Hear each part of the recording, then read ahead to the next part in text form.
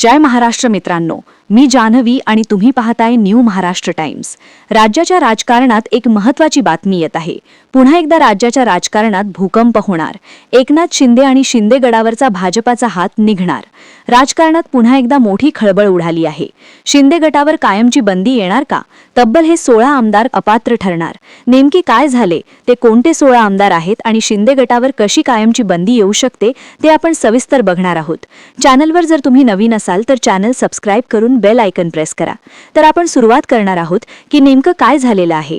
गेल्या 1.5 ते 2 वर्षापासून उद्धव ठाकरे यांचा पक्ष शिवसेना, उद्धव बाळासाहेब ठाकरे पक्ष आणि शिंदे गट यांची शिवसेना यांची सुप्रीम कोर्टात पक्ष आणि चिन्ह याकरता लढाई सुरू आहे। अनेक वेळा ती तारीख पुढे गेली। उद्धव ठाकरे यांना जी काही आशा होती की लवकर निर्णय होईल आणि आपल्याला पक्ष चिन्ह मिळेल, मात्र तसं काही घडलं नाही। प्रत्येक वेळी एकनाथ शिंदे यांच्याकडूनच निर्णय लागला असं अनेक जनतेला वाटत असताना आता एक महत्त्वाची बातमी आली आहे। गेल्या 1 महिन्यापूर्वी जी काही सुनावणी झाली त्यामध्ये जे कोर्टाने सांगितलं की जी काय अंतिम सुनावणी असेल, कोणाला पक्ष चिन्ह द्यायचं असेल ते कायदेशीररित्या द्या आणि हा विषय संपवा। कारण राहुल नार्वेकर विधानसभा अध्यक्ष यांनी त्यांच्या अधिकारात नसताना सुद्धा उद्धव ठाकरे यांच्याकडून पक्ष आणि चिन्ह हे जे काही एकनाथ शिंदे यांना दिलं आणि त्यानंतर राज्याच्या राजकारणात भूकंप झाला होता। परंतु त्यानंतर अनेक निवडणुका झाल्या, त्यामध्ये उद्धव ठाकरे यांनी आपल्या निष्ठावंत शिवसैनिकांना सोबत घेऊन अनेक आमदार निवडून आणले। खासदार सुद्धा चांगल्या रीतीने मोठे निवडून आणले, जे एकनाथ शिंदे यांच्यापेक्षा जास्त होते। महानगरपालिकेत सुद्धा अनेक ठिकाणी त्यांनी सत्ता निर्माण केली, अनेक नगरसेवक निवडून आले।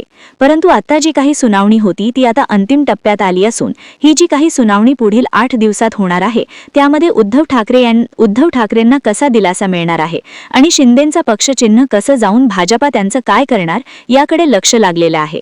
पुढील आठवड्यात होणार ही अंतिम सुनावणी राज्याच्या सत्ता समीकरणात मोठा बदल घडवू शकते अशी चर्चा राजकीय वर्तुळात रंगली आहे। याच पार्श्वभूमीवर भाजपाने शिंदे यांच्या डोक्यावरचा हात काढल्याची जोरदार चर्चा सुरू आहे। दुसरीकडे उद्धव ठाकरे यांना पक्षचिन्ह परत मिळण्याची शक्यता कायदे पंडित यांनी व्यक्त केली आहे।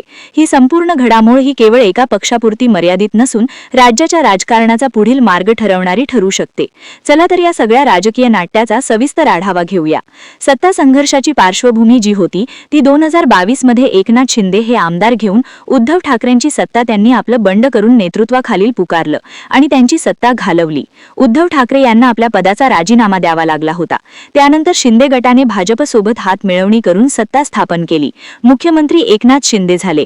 देवेंद्र फडणवीस यांनी उपमुख्यमंत्री स्वीकारले।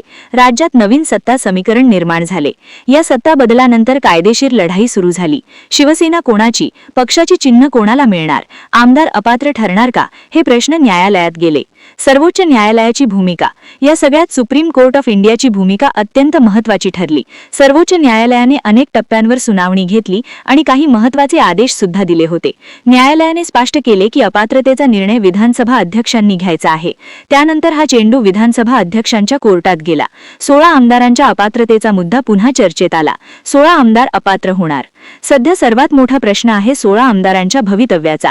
कायदे पंडित यांच्या मते जर विधानसभा अध्यक्षांनी कठोर भूमिका घेतली असती तर 16 आमदार अपात्र ठरू शकतात, मात्र त्यांनी ते तसे केले नाही। त्याविरोधात उद्धव ठाकरे यांचे वकील हे सुप्रीम कोर्टात गेले आणि त्याविरोधात लढा देत आहेत।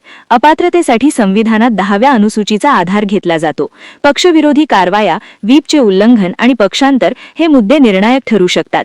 जर आमदार अपात्र ठरले तर सध्याच्या सरकारचे संख्याबळ डळमळीत होऊ शकते। याचा थेट परिणाम सत्तेवर होईल। भाजपाने शिंदे यांचा हात सोडला। राजकीय वर्तुळात अशी चर्चा रंगली आहे। भाजप आता शिंदे गटापासून थोडे अंतर ठेवत आहे। सुरुवातीला पूर्ण पाठिंबा देणारा भाजपाचा स्वतःचा मुखवटा अजगरासारखा सगळीकडे पसरण्याच्या सावध भूमिकेत आहे। काही राजकीय विश्लेषकांच्या मते जर न्यायालयाने निर्णय शिंदे गटाच्या विरोधात दिला तर भाजपला पर्यायी राजकीय पर्याय शोधावे लागतील।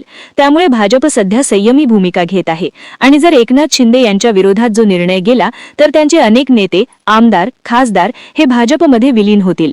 काही उद्धव ठाकरेंकडे जातील। त्यामुळे एकनाथ शिंदे एकटे पडतील. त्यांना भाजपमध्ये विलीन झाल्याशिवाय किंवा भाजपमध्ये प्रवेश केल्याशिवाय काहीच पर्याय राहणार नाही आणि तरच त्यांना कोणतंतरी मंत्रिपद मिळू शकते, त्यांचे राजकीय अस्तित्व टिकू शकते. उद्धव ठाकरे यांना पक्षाचे चिन्ह मिळाले तर त्यांचे जे जुने वैभव आहे ते पुन्हा एकदा येईल आणि शिवसेनेच्या राजकीय अस्तित्वासाठी अत्यंत महत्त्वाचे आहे. निवडणूक आयोगाने यापूर्वी अनेक निर्णय दिले होते, मात्र अंतिम निर्णय न्यायालयीन प्रक्रियेवर अवलंबून आहे. कायदे पंडितांच्या मते 16 आमदार अगोदरच अपात्र ठरले पाहिजे होते, परंतु शिंदे गटाची वैधता कमी झाली तर उद्धव ठाकरे यांच्या नेतृत्वाखालील गटाला पक्षाचे चिन्ह परत मिळण्याची शक्यता वाढेल. निवडणूक आयोगाची भूमिका या प्रकरणात महत्त्वाची आहे. आयोगाने दोन्ही गटांकडून कागदपत्रे मागवली होती.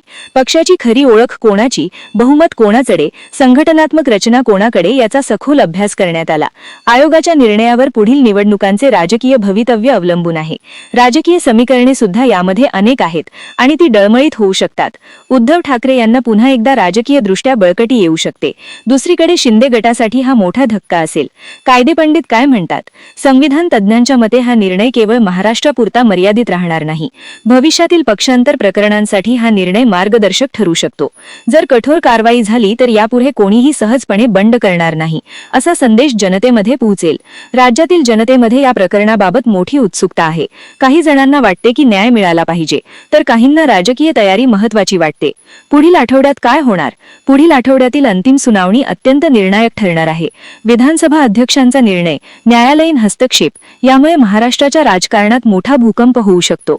शिंदे गटावर जर कायमची बंदी आले आणि ते 16 आमदार जे गेल्या वेळी त्या, तर मग ते त्यांची काय अपात्रतेची कारवाई ज्यात सध्या आमदार आहेत त्यांच्यावर होईल आणि काहींना निवडणूक लढवण्याची बंदी सुद्धा होईल.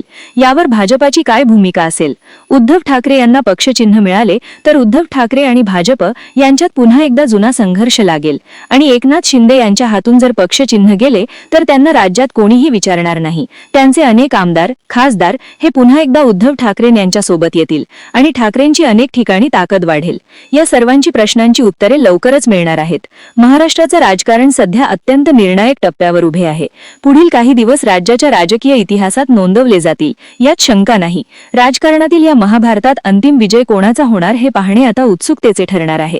परंतु अनेक कायदे पंडितांच्या मते उद्धव ठाकरे यांनाच पक्षचिन्ह मिळेल, कारण जे काही निवडणूक आयोगाने पक्ष आणि चिन्ह हे जे त्यांना बाळासाहेब ठाकरे यांच्याकडून लाभलं होतं ते एकनाथ शिंदे यांना देणं हा अतिशय निर्णय चुकीचा आहे. त्यामुळे गेल्या काही काळापासून भाजप तसेच शिंदे गट यांच्यात जो चाललेला संघर्ष, अनेक ठिकाणी एकनाथ शिंदे यांच्या नेत्यांनी वक्तव्य केले की आम्ही बंड केल्यामुळेच भाजपला सत्ता मिळाली, देवेंद्र फडणवीस आमच्यामुळेच मुख्यमंत्री झाले.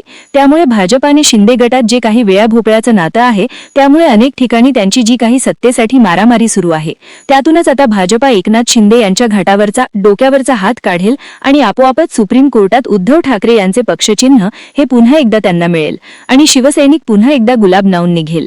मित्रांनो, तुम्हाला काय वाटतं? एकनाथ शिंदे की उद्धव ठाकरे हे कोण दोघांपैकी खरे वारसदार बाळासाहेबांचे आहेत? तुम्हाला काय वाटतं? तुम्ही सुद्धा तुमच्या प्रतिक्रिया कमेंट बॉक्समध्ये जरूर कळवा आणि तुम्ही जर उद्धव ठाकरे यांचे कट्टर समर्थक असाल तर कमेंटमध्ये नक्कीच मी उद्धव ठाकरे समर्थक किंवा शिवसेना युवती लिहायला विसरू नका. धन्यवाद. जय हिंद, जय महाराष्ट्र.